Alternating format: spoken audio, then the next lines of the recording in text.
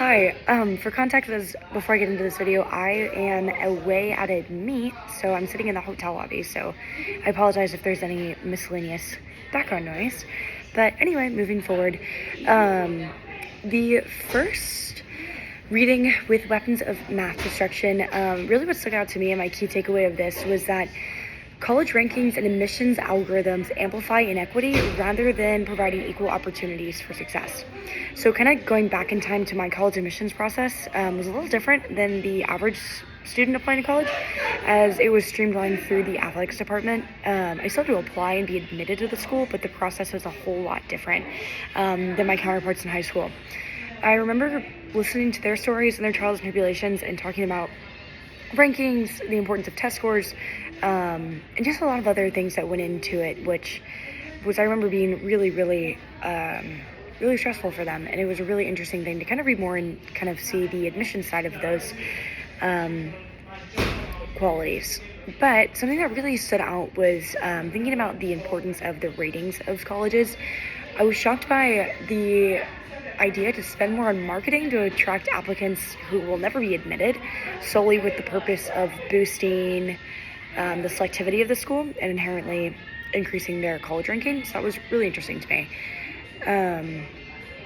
Also, thinking about the admissions algorithms filtering out applications built on GPA and test score, that was something that was interesting to think about. I know they really pushed for well-rounded candidates in the application process, so having a certain baseline, I don't think is really telling of the entire student and their experience.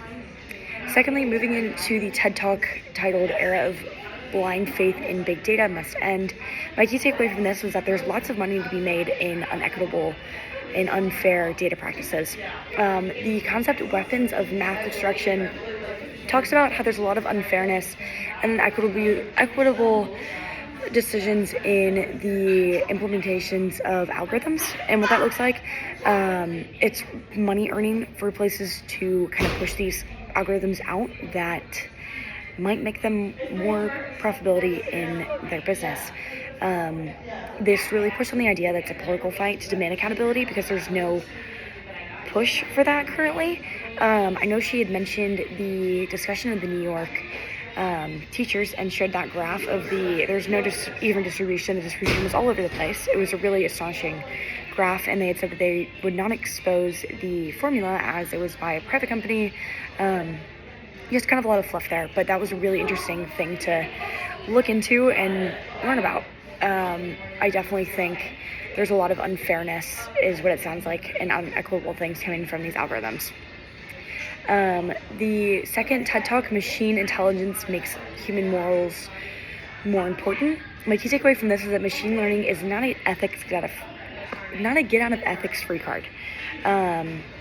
I've mentioned this a lot in my previous discussions, as the importance of human decision making is so much further amplified, as there's a lot of dependence on these softwares, their dependence on algorithms. These need to not just be solely leaned into, and we also need to consider the human thought process, the human decision making process, as that's still a really big implementation in decision making. Machine learning, as I don't know if it was this TED Talk specifically or the third one, but just kind of talked about machine learning goes through its own churning process. It learns off of its own actions and behaviors. So there was this reference to this black box. There's no auditing done in these black boxes. They don't know if there's any biases coming from these.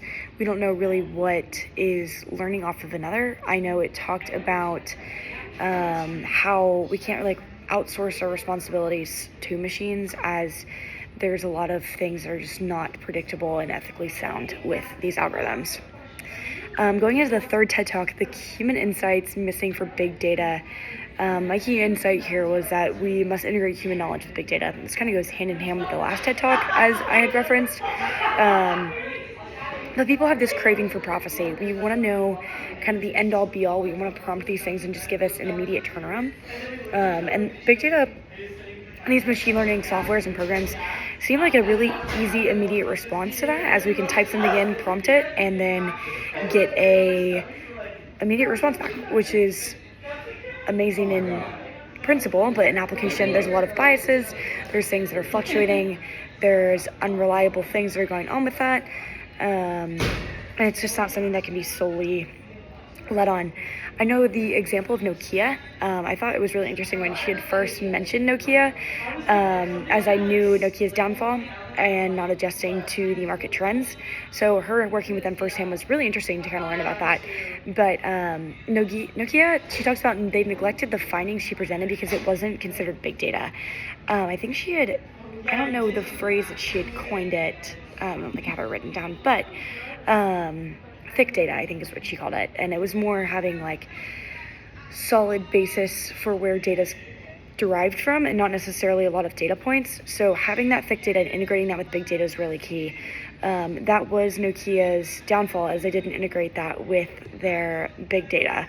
And that is going to be essential in just market progression, essential in implementation of big data, is having the thick outside data to accompany what is already known. I feel so going into the last point of how do you think issues presented in these materials could affect your work and my career as I currently envision it. I feel as though this is a topic I've talked about a lot over the course. I just think there is going to be a continuous stress in the auditing field for ensuring that where the derivative information is ethically found and is tested a little bit more. I think there's like kind of a thought that because of these algorithms and these machines, learning processing systems, we're going to have less to think about, whereas I think that could be a misconception, as there's more angles to consider.